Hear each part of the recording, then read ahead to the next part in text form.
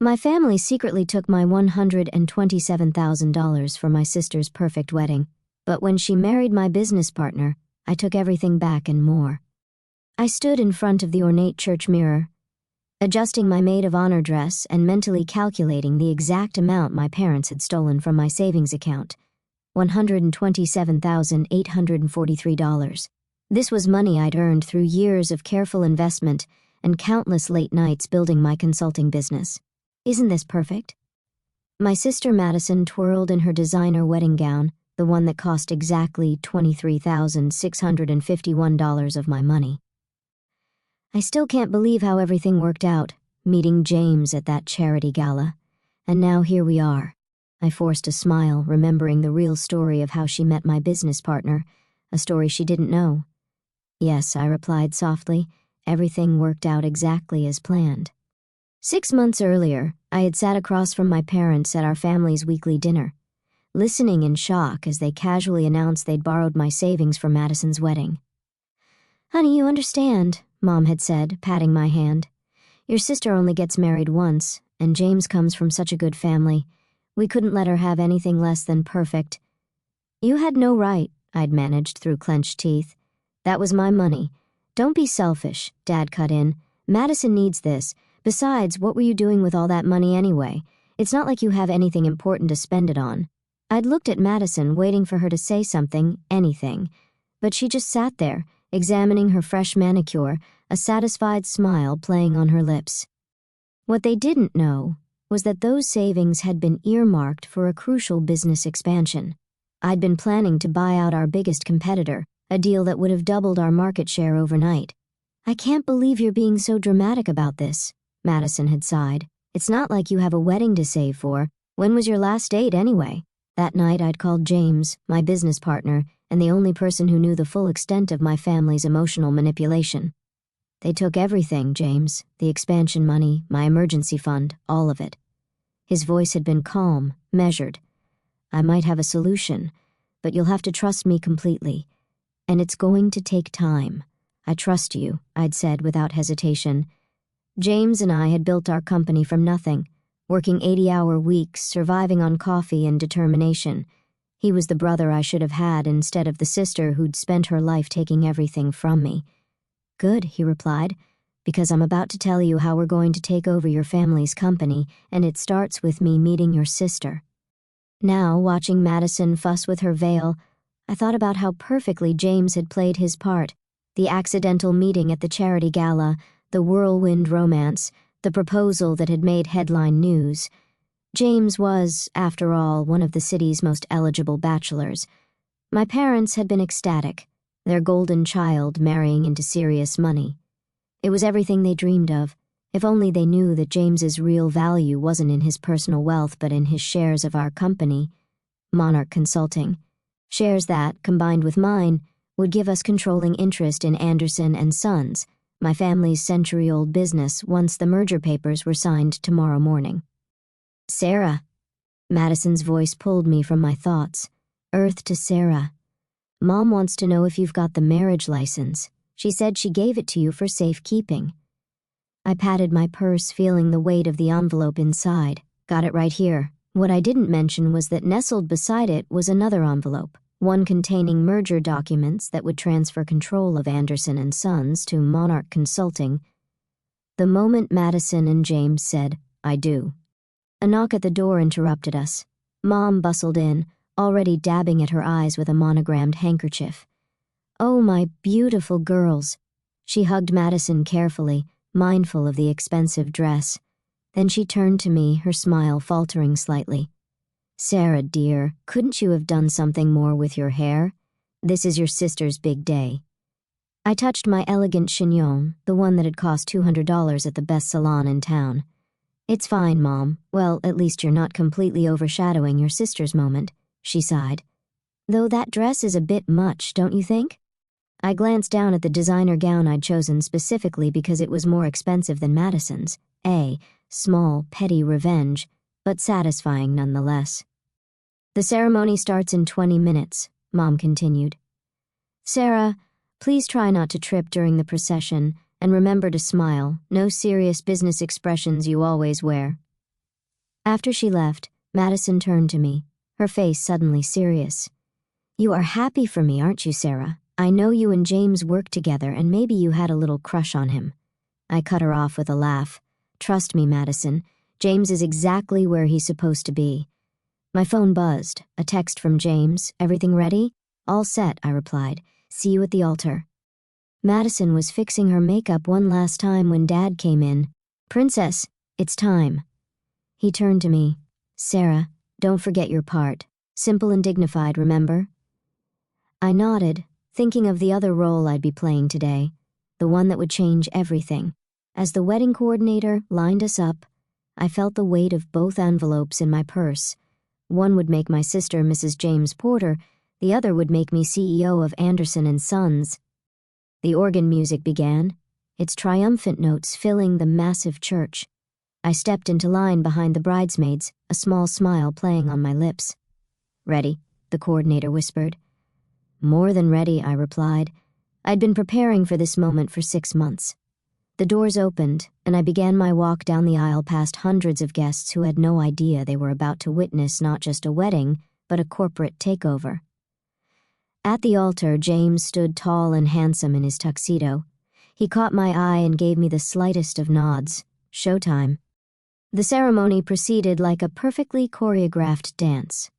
Madison floated down the aisle on Dad's arm, guests murmuring appreciatively at her designer gown.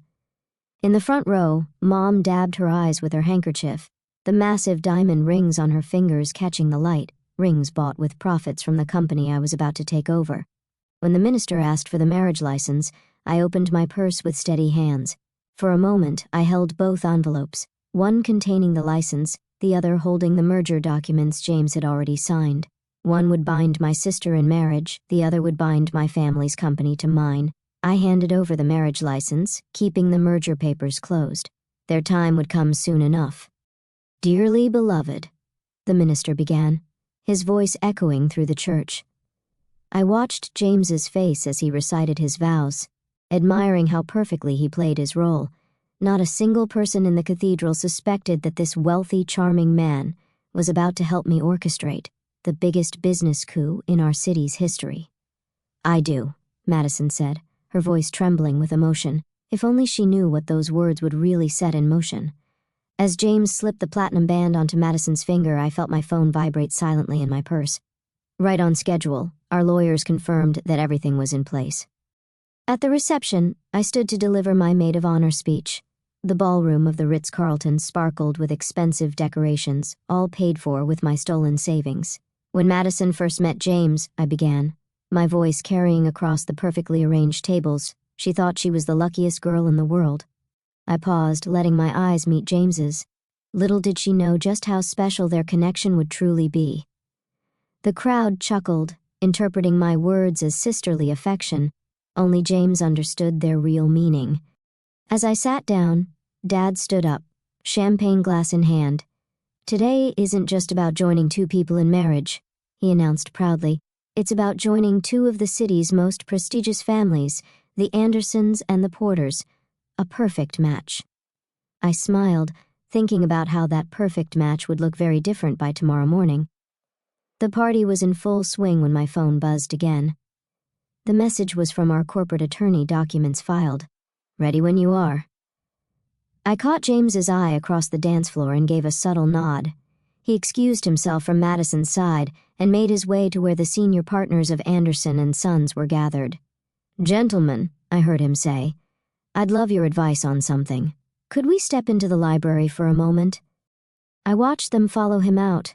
These men who had spent years dismissing me despite my Harvard MBA and proven track record. These men who had supported my father's decision to make Madison a vice president straight out of college while I built my own company from scratch. 20 minutes later, I entered the library to find exactly what I expected. A room full of pale-faced men holding copies of the merger documents. This is impossible," my father's voice shook as he looked up from the papers. "James, what is this?" "That," I said, stepping forward, "is a legally binding merger agreement between Monarch Consulting and Anderson and Sons, one that gives us controlling interest in your company, but you don't have the authority," one of the partners sputtered. The shareholder agreement clearly states that any marriage between the families automatically triggers the merger clause, James finished smoothly, a clause your lawyers insisted on when they learned of my family's wealth. They just didn't know I was already Sarah's business partner. Dad's face had turned an alarming shade of red. You planned this, both of you. Consider it karma, I said coolly. You took my savings. I'm taking your company. Madison will never forgive you, he threatened. Madison will never know, I corrected him. Unless you want to explain to her how you stole her sister's money to pay for her wedding, how you've been embezzling from the company pension fund to maintain your lifestyle. Oh yes, I added, seeing his expression. We found those records too. The room fell silent except for the distant sounds of the reception. The papers are already filed, James said quietly. The only question is whether you want to handle this transition quietly or make a scene at your daughter's wedding. Dad's hands clenched into fists. Sarah, please, we can work something out. Like how you worked out taking my savings? I asked sweetly. No, Dad. This is happening. The only choice you have is how public you want this to become. One of the partners cleared his throat. Robert, maybe we should discuss this calmly. If what they're saying about the pension fund... Dad's shoulders slumped in defeat. James gathered the signed documents while I stood by the door, watching these powerful men come to terms with their new reality. Oh, and Dad, I said as they filed out, don't worry about paying me back for the wedding. Consider it a gift, the last one you'll ever get from me. Back in the ballroom, Madison was cutting the massive wedding cake, beaming at the cameras. Mom was showing off the table settings to her friends, bragging about the cost. If they only knew that every crystal glass, every flower arrangement, every perfect detail of this wedding had helped fund their own downfall. I picked up a champagne flute and watched the bubbles rise. By this time tomorrow, I would be CEO of both companies. The empire my grandfather built, that my father nearly destroyed, would be mine. Everything okay? James appeared at my side, his bow tie slightly crooked from the confrontation. Perfect, I replied, straightening his tie. Ready for your honeymoon? He grimaced slightly. 2 weeks in the Maldives with Madison. The things I do for our company. Just think of it as a business investment, I said, raising my glass. To new beginnings. Across the room, Dad was drinking heavily at the bar, his face ashen. Mom was still circulating among the guests, unaware that her world had just shifted on its axis.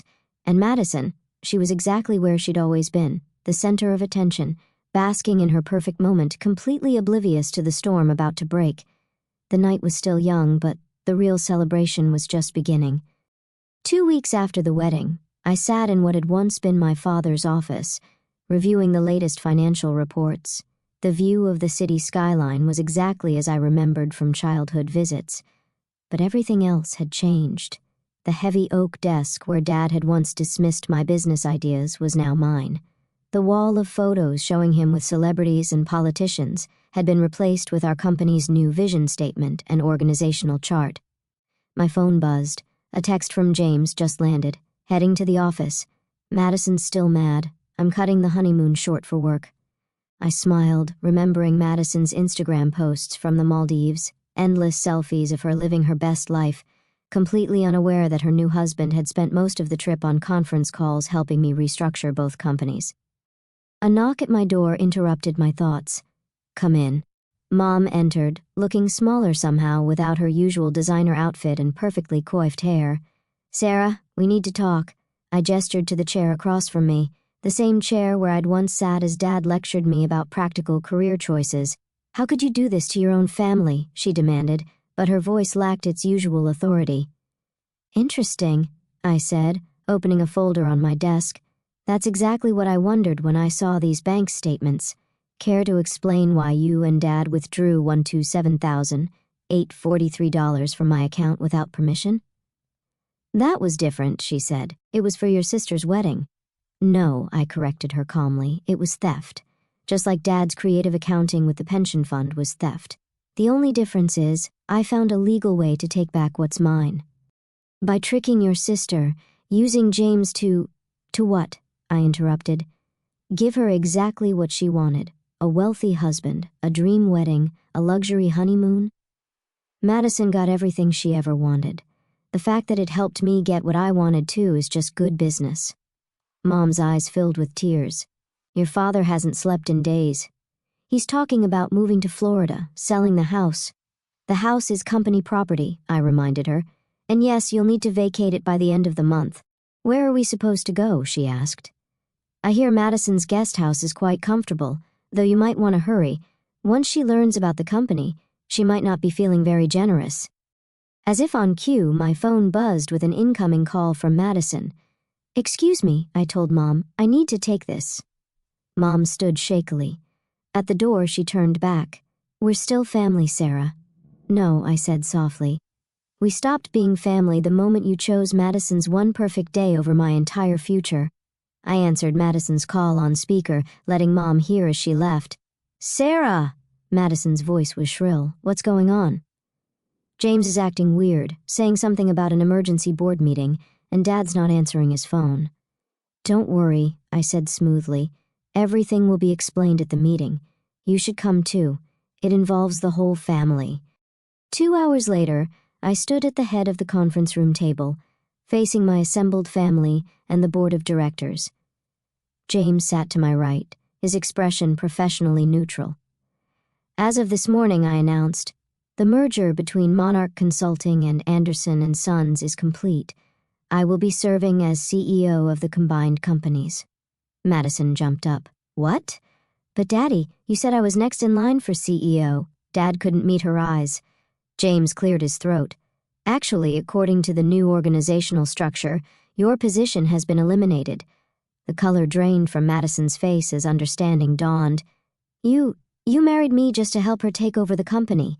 The marriage is legal, James said calmly, and I'll continue to provide for you exactly as agreed in our prenup, which, if you recall, you were too excited to read carefully. Madison turned to me, tears streaming down her face. My own sister. You ruined everything.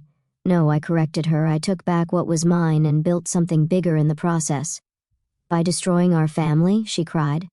I pulled out the bank statements, sliding them across the table.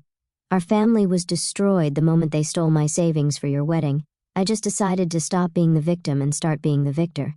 Mr. Anderson, one of the board members, interrupted. Given the circumstances with the pension fund, we believe it's best if you announce your retirement immediately. Dad nodded numbly. Madison looked between our parents in confusion. Pension fund? What pension fund? Ask them, I suggested. Ask them about all the creative accounting they did to maintain their lifestyle, to pay for your cars, your clothes, your perfect wedding. The board members began filing out, leaving our family alone in the wreckage of what we'd once been. You'll regret this, Madison spat, grabbing her designer purse. All of it. Actually, I said, I've never been more certain of anything in my life. After they left, James loosened his tie. Well, that went about as expected. I stood by the window watching my family exit the building below, Mom and Dad walking slowly, shoulders slumped, Madison storming ahead, already on her phone, probably calling her friends to complain about her evil sister. Any regrets? James asked quietly. I thought about years of being second best, of working twice as hard for half the recognition, of having my dreams dismissed and my savings stolen. Just one, I replied, that I didn't do this sooner. 1 year later, I stood in the same spot, but the view was different. Under my leadership, the merged company had doubled its market share, the pension fund had been fully restored, and the corporate culture transformed. My phone buzzed with a text from Madison, heard about the company's success. Ready to talk? I deleted it without responding. Some bridges weren't meant to be rebuilt. James appeared in my doorway. Board meeting in 5, ready to show them the expansion plans? I gathered my papers, pausing to straighten a new photo on my wall, one showing me and James at the company's last charity gala, both of us smiling genuinely at the camera. You know what, James? I've never been more ready. Sometimes revenge isn't just about getting even. Sometimes it's about proving that the people who underestimated you were wrong, that the person they dismissed as second best could become the best. And I had proof. 12 stories of prime real estate, 2 thriving companies merged into an empire, And one perfect revenge served exactly the way I had planned it. Madison got her perfect wedding. I got everything else. And that was the best revenge of all.